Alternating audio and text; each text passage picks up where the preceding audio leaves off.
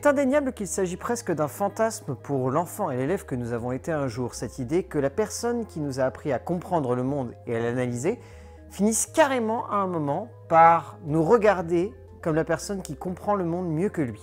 Un élève devenant l'égal du maître pour parfois même le surplomber et se prendre pour lui. C'est une conception qui fait partie de notre société et qui surtout fait partie de notre imaginaire puisque nous avons carrément une expression qui synthétise à merveille ce regard sur le monde et cette manière d'échelonner notre niveau de compréhension de celui-ci, lorsque l'élève dépasse le maître. C'est souvent une certaine forme de gloire qui se dégage d'un regard et d'un geste qui vient alors porter en lui une certaine forme de satisfaction de notre quotidien et de notre manière d'évoluer avec celui-ci, mais également une certaine forme de reconnaissance qui peut plaire ou non d'ailleurs à ce fameux maître. Car oui, parfois on peut comprendre les choses mieux que le maître et ça n'est pas toujours une chose qui lui plaise plus que cela. Et les sorties de cette semaine le traduisent parfaitement bien. C'est ce qui gorge cette semaine donc de sortie cinéma, cette impression qu'il faut absolument faire en sorte que les élèves dépassent les maîtres, et même pire ici, il y a vraiment une impression que les élèves cherchent à copier totalement les maîtres pour peut-être imaginer se croire supérieurs à ceux-ci au bout du compte. Sans forcément aller dans le plagiat ou l'irrespect profond de cette forme d'expression artistique, il y a tout de même la sensation de voir une batterie de cinéastes chercher absolument à regarder dans la même direction,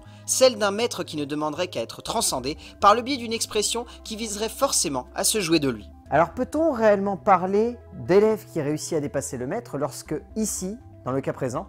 les maîtres sont plus souvent copiés? Que ce soit sous la forme d'un remake, comme celui de cette jeune danseuse, sous la forme d'une suite, comme ces sorciers décidant d'affronter un mage noir, que ce soit cette fausse suite d'un roman à succès au travers des aventures de Lisbeth, ou encore littéralement une élève de danse devant affronter un maître de la manipulation, tout est absolument dans le pur rendez-vous de l'élève face au maître. Comme quoi, au travers d'une œuvre de cinéma, on peut traduire une envie profonde qui fait partie de l'imaginaire d'un réalisateur qui souhaite traduire un message frontalement à celui-ci en lui rappelant simplement qu'il est avant tout un élève et non directement un maître. Un maître devenant alors la base qu'un élève aurait peut-être dû simplement suivre, plutôt que de vouloir absolument dépasser.